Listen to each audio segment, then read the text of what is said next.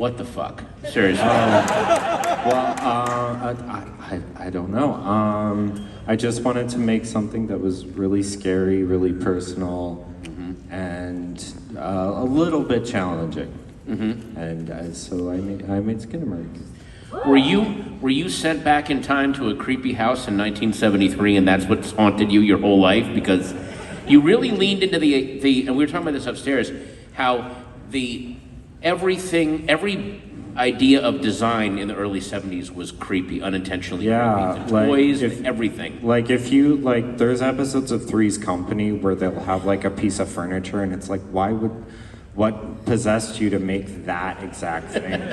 But like some things just only exist in the 70s, so, and obviously I gravitate towards that aesthetic. Yes, definitely. Well, you definitely caught the aesthetic, and you also, the origin of the film came from a really weird place. You had a YouTube channel that you used to basically cinematize people's nightmares for them. Yeah, so people would comment nightmares they'd have, and I would recreate them with no budget and limited access to actors, and people kept commenting a similar nightmare where it's I'm in my house, I'm a little kid, my parents are gone, and there's a monster.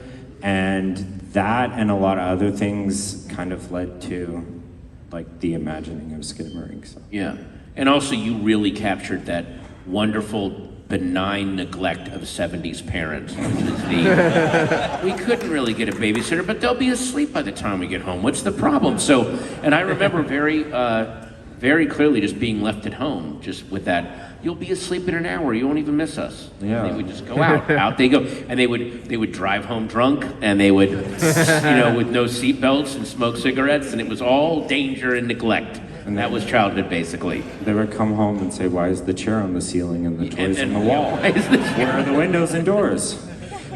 What format was this filmed on? Because it has such a dreamy, eerie look. We filmed on a super modern digital Sony camera, the FX6, with airy lenses, because my friend works at the local film and video co-op, so he gets a discount.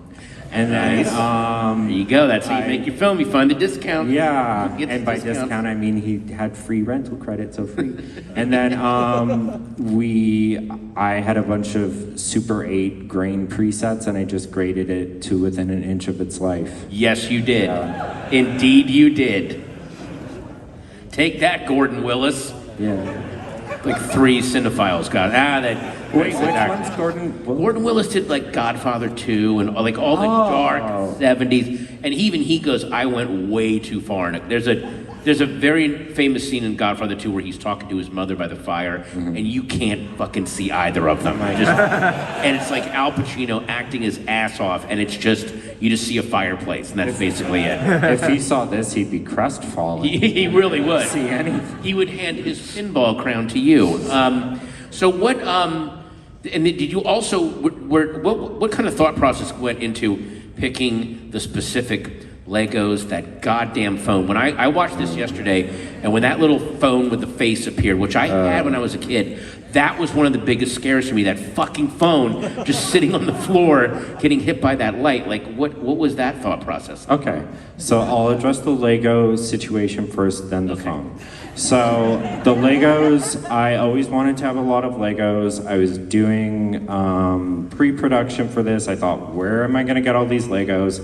Then my friend Andy, who helped with development, said, Kyle, you know I have a ton of Lego. And I'm like, where? And he's like, in this desk. And I'm like, I've seen that desk. There's no, and he's like, yeah. And I'm like, I thought you just had pencils like a grown-up. Shit. So I'm like, that's all Lego? He's like, yeah, so that's all Anthony Goritz's Legos. And he unfortunately didn't inform me. There's a orange-colored Lego Didn't want to say separator that only came out in 2011. Also, there's an Oilers jersey that's 1 year out of date. I mean, look, that's why like a third of the audience walked out. The minute they saw that little orange thing, they're like, oh, this is bullshit. And by the way, keep the historical inaccuracies coming. I love it. I really do like it. It's better than the people who say, I want my money back. And then the phone, so originally the phone just had one scene, And then they negotiated me up to more screen time. No, so originally, so the final jump scare that the phone's in was originally something completely different in the script, and then I thought I could reuse this phone shot. Right. So, and then the rest is history. But so I didn't know where to get this phone. And it was always listed in the pre-production material as like, I'll have to source it, get on eBay, like the tape recorder. And then I went over to my parents' house, and my mom had all these bins of keepsake toys that she kept.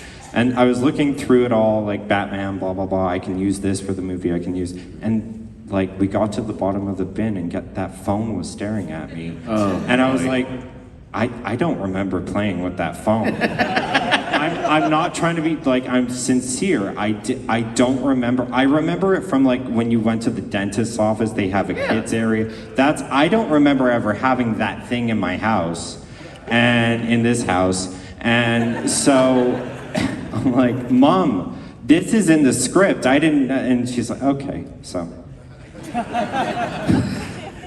Now, you have this wonderful dream logic to the film as it goes along. I mean, there's a million ways you can interpret what's going on. It seems like the presence is trying to learn how to play, but in learning how to play, it's killing people or, messing people up.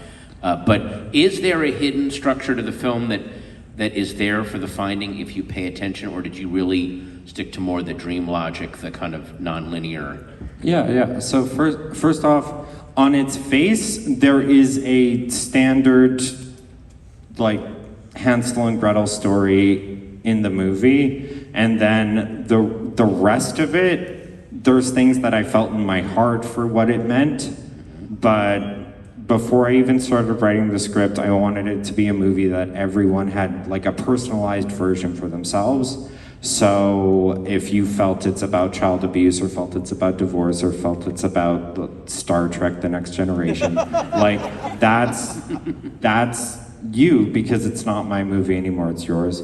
So there is a base story, and there is a handful of things where it's like, I wanted people to think more this, but, like, judging from Twitter, people didn't click it, but then other times people did anyways. But outside of that, there is also some hard things in the movie where it's like, this was my inspiration, and also there's a handful of scenes where I have no idea what is, like, there's parts in the look under the bed scene, I don't know why I wrote that, it just, like, sincerely, it just happened, so. Were you ever tempted to put, like, a traditional jump scare in this, or did you go, I am committed to dread and foreboding? Well, there's some fairly hard jump scares in this, including, like there is 3 jump scare, like 3 that sell jump scares in this movie, and I think that's enough, and like, but there are moments that you're like, oh my God, I'm being set up for a jump scare. Oh yeah. It doesn't come, and then because the jump scare comes out of the rhythm later on, it makes it even more. So were you conscious of that? Yeah, like I wanted to do a movie that was a little bit of both, so not just jump scares, but not like just atmosphere. I wanted to have something a little bit for everyone. And so, like, another weird thing too, jump scares are a billion times harder to sell than people think. Like, the jump scares in the movie, those took like days just in editing with the sound. Like, it's hard, but I did also want the whole movie to feel like dreadful, and yep. It definitely is non-stop unsettling, and I also forgot how creepy cheap public domain cartoons are. I used to do a show in Hollywood called Cartoon Dump, and it was Frank Conniff from MST3K and this other guy, Bob, someone Baker, but he was a Bob Barker? Not Bob Barker, no.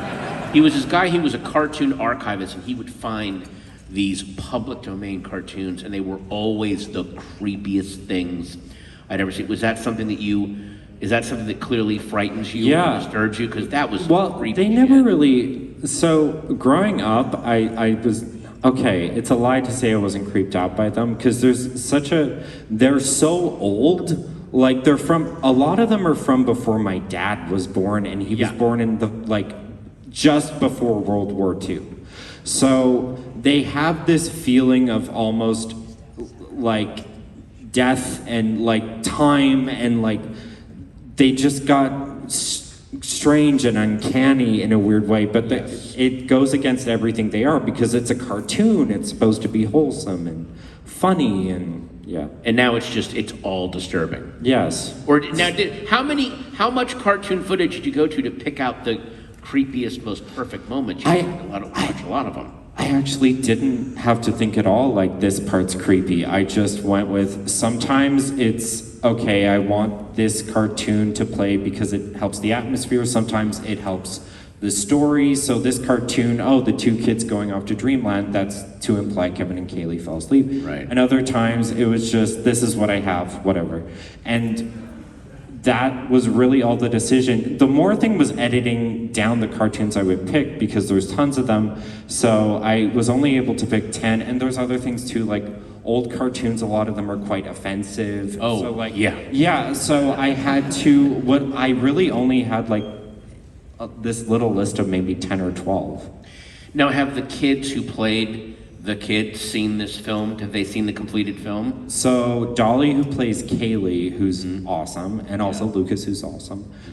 So Dolly has seen the film for the first time in the theater. Oh, good Lord. And she... How old is she? She's now I think 9 or 10. Oh boy. Okay. And she's already like a super horror person. Like when we were shooting the basement scene, we were doing stuff with the camera, and she said, "The new Halloween movie's coming out on my birthday. I love Michael Myers." And, okay, good job. And then Lucas, who's also amazing and plays Kevin, is maybe still a little too young for this. Right. He's seen bits and pieces.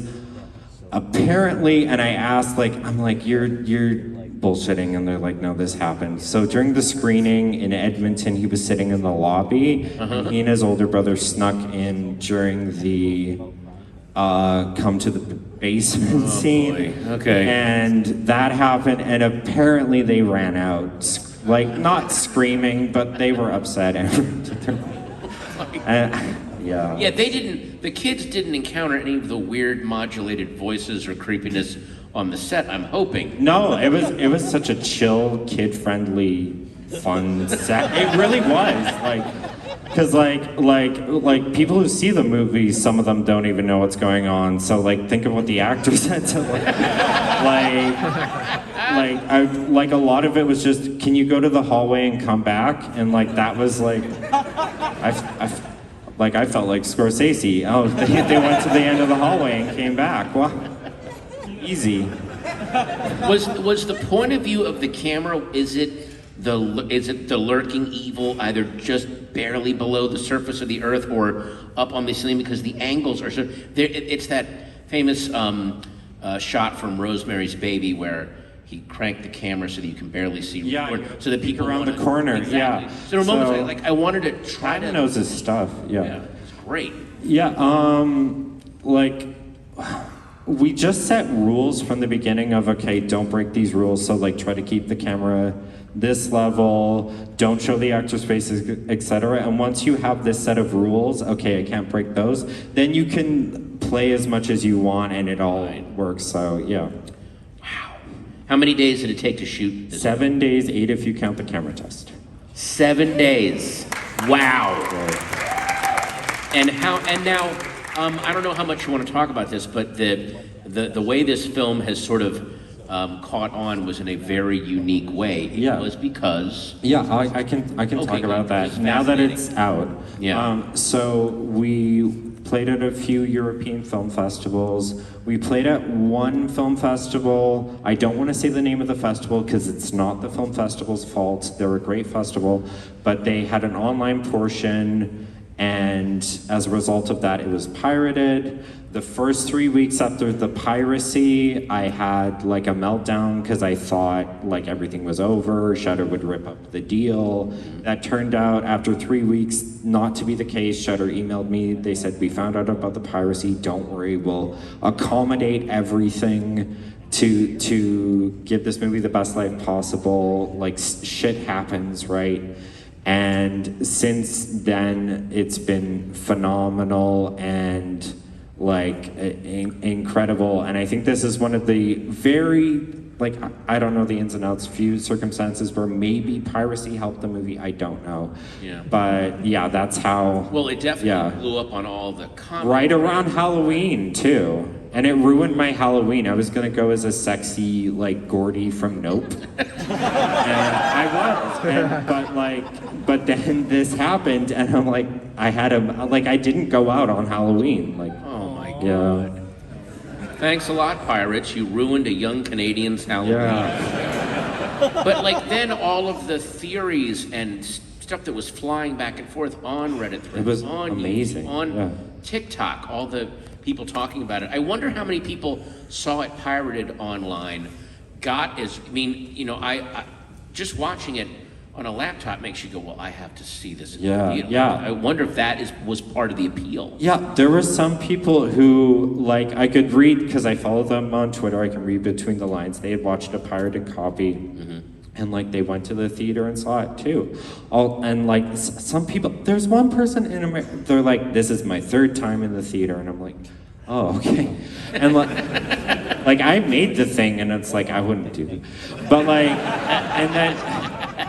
It's incredible. And also, like, the people who did pirate it, like, they didn't know we had a deal with Shudder. They thought it was some small movie that they were maybe doing a favor by helping getting a distribution deal, right? They just found a movie and fell in love with it. And in a way, the people who watched it and, like, trumpeted it, like, did kind of pay for it by, like, saying, I love this movie. The only thing that sucked was a handful of people who pirated it said, this movie sucks. And it's like, you want me to give you your money back? Like, give me my bandwidth back. I wanted to, and by the way, it's interesting that you said that there's people that have seen it repeat times, because we were talking upstairs about when David Lynch made Eraserhead, very famously played Midnights at the Waverly in New York, and there was that, they asked the theater owner, like, how many people have come into these screenings? And there's like 40 people. Like, that's it? And like, it's the same 40 people every night come in and just watch this thing. So this definitely has that hypnotic, time is slowing down outside in the world while I'm watching this film. Thank you. It really has it. I mean, it has great nightmare logic. And it's really hard to nail that in films.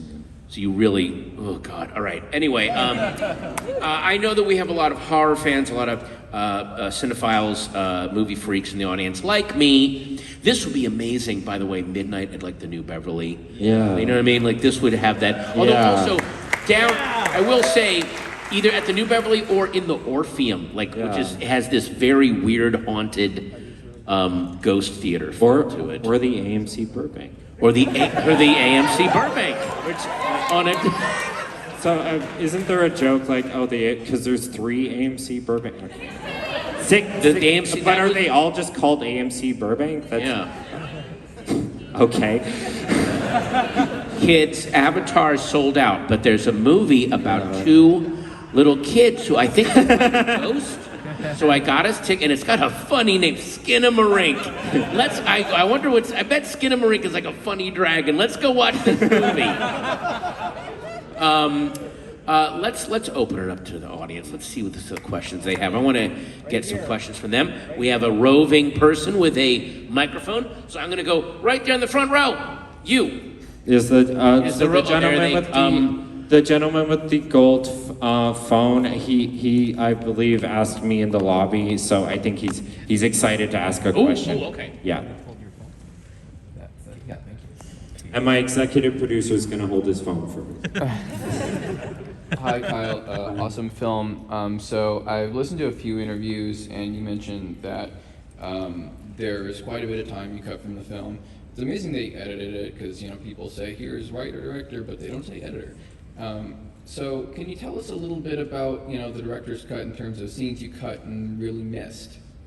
So there's an even longer version that's 20 minutes longer, and like in a nutshell, here's the differences. So first of all, I met someone, a producer person who shall not be named, and he said, you need to cut this down to 100 minutes or else it won't play a festival.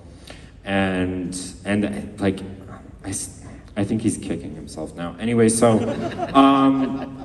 what I cut was this. In the original version, the credits we see at the top are actually 4 minutes of credits at the end with the cartoon music we see throughout the movie played, and also the titles upside down. I had fun with those credits. I was so upset I had to cut them.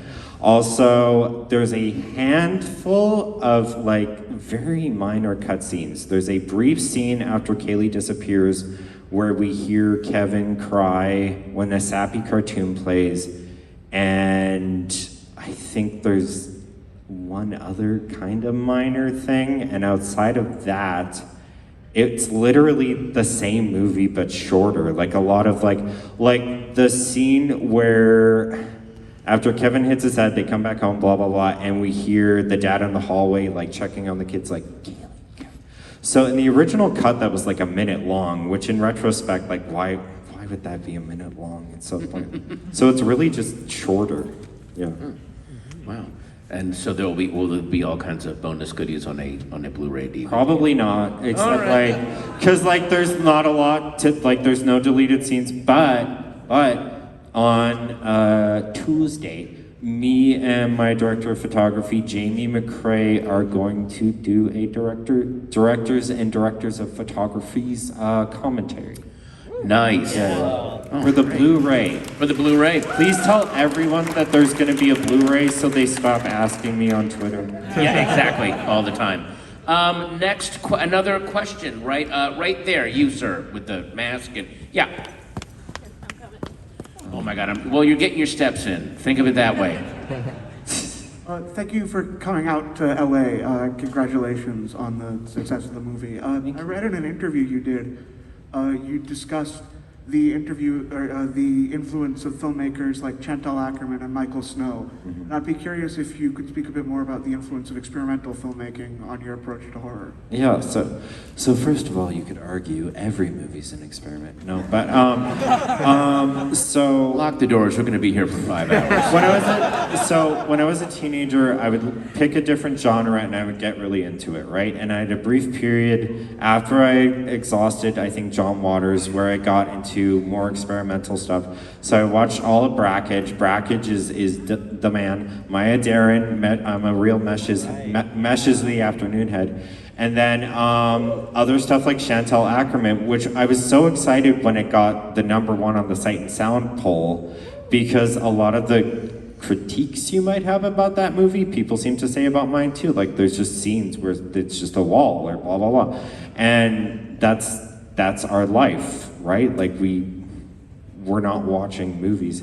And that, well, we are. And then Michael Snow, The Wavelength, it's just a shot, right? And I, growing up, always was excited about experimental cinema and thought, like, if you just maybe tweaked a few things, like an audience will sit through something weird, right? And even a more conventional audience. So I tried to do something a little bit like that. All right, next question. Let's go to the middle, right there. Yeah, you in the hand up. Yeah, right there with the reddish hair, or you have something in your red headband or something. I can't. Oh, there you go. Hello. Hi, so we talked a bit about like your cinematic influences. I would love to know, this movie has kind of a creepypasta feel to it for me. I would love to know what urban legends or creepypastas influenced your work, or specifically this film. So there's two big ones. So first of all, people have asked me a lot about analog horror. I'm not huge into analog horror, but I do like it. And in college, I got into the Marble Hornet series, which was the original, Slenderman mythos, right? and like better than the Slender Man movie. And then outside of that, has anyone heard of the Three Kings ritual? Yes, so it's a kind of urban legend creepypasta thing where it's similar to the Bloody Mary urban legend. So you set up 3 chairs in the throne room, set an alarm for 3:30, set up a candle and a fan, go to bed, wake up at 3:30, get to the throne room by 3:33. Oh, and you have 2 mirrors on the other chairs. You sit in the throne and you ask questions in the dark. And I decided to do a video of this a while back for my YouTube channel, and I thought, how do I end this video? And I just thought, hey, what if I put the chair on the ceiling? That's weird. And people really liked that from the video, and I'm like, that's going into a feature. So I put it into Skinamarink, so stuff like that. Yeah. Wow. All right. Yes, with the glow stick. Pays to bring a glow stick, people. I'm drawn right to it like a moth. I'm easily distracted. I'm like a raccoon. Well, I'd just like to say thank you for also coming out to LA. Ever since I saw your movie for the first time a few weeks ago, you've been a really big inspiration for me for making my future horror endeavors as well. The question that I have is that your short film, Heck, is this film loosely related to it? Yeah, so I'll say it in a nutshell. Thank you for your question. So I wanted to do a feature from the beginning. I thought, I'm not ready. I'll do a medium-sized, like, proof of concept short to prove it to myself and others. And the story in the short will be similar but different in some ways. The themes in it will be similar and different in some ways, and enough different that they can stand on their own. And so that's what I did. So there's a handful of themes in Heck that tie over to Skinamarink and vice versa. And I don't necessarily know what all those themes are, but yeah, it was meant as a proof of concept for Skinamarink. We have time for 2 more questions, so I'm going to go over to this right side. You, sir? Right? Yes, you. All right. Hi. Love the movie, by the way. This is the second time I've seen it. Oh, wow. We saw it at the Burbank AMC. Oh, which one? The big one. Okay, which one? 16. There you go. And my question is, online there's a lot of theories that you've mentioned about like what the movie is really about, what's really going on to the kids and in the house. And I know you said you want everyone to be able to make up their own mind as to what's going on. So I'm not going to ask you what you want to be going on, but what is your favorite theory that you've read online? Oh, that's or, a good is one. Is there one that maybe you're like, oh, I never would have interpreted it that way? Oh, so there was one really interesting one where it was this reviewer in the UK who has like a YouTube channel and does like, he had a really cool little just 10-minute thing on it. And so I'm gathering he watched a pirated copy, and it appears, so if you watch files on a computer, sometimes depending on brightness, compression, it messes the image up. And as a result, during the look under the bed scene, he was completely unaware that the dad was in that scene. So he, like, that changed his perspective on it, so that was one thing. And then another theory that I thought was really cool, and it was, so Slant Magazine did a thing like, here's all the different theories, and then they had an honorable mention, like, this one's neat, but stupid. And I thought, that's a neat one, and someone had a theory, you know, maybe Kyle Edward Ball is the monster. And there's, like that's actually probably technically the most accurate, right? Like, so, yeah. Nice. All right. Well, run to Reddit, my friend. And then over here, you with your hand up right there. You will be our final question. She's way over there. Right there. Yes. Hold it up high. Right there. Don't Yes. trip. Oh, God. I'm so sorry. Don't trip. Yeah, please. Easy. I'm always afraid. Well, first off, congratulations. Thank you. This is also my second time seeing it. Oh my God. Thank you. Yeah, of course. I saw it at the AMC Sunset 5, and Should have went to the Burbank 16, evidently. I got They lost. definitely have better pretzels in Burbank. But like within the first 5 minutes of sitting there, seeing the credits, I saw the Seed and Spark and the crowdfunding, and I was really blown away. I was like, "Whoa! Something I'm watching in theaters was crowdfunded." Like, it made it seem more attainable, and I want to know like the process. Like, how did this go from something crowdfunded, and like, was that planned for? Okay, so I'll get into it. So from the get-go, before I even started writing the script, I had, okay, I'm gonna try to write something that I know I could do for next to nothing. So that was a big thing. If you know how much it costs to do things and you write a script based on that, it can work. And then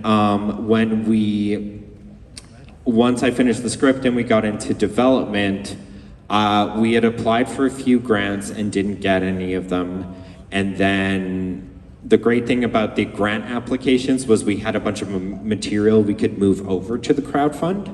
Like here's our synopsis, blah, blah, blah, images.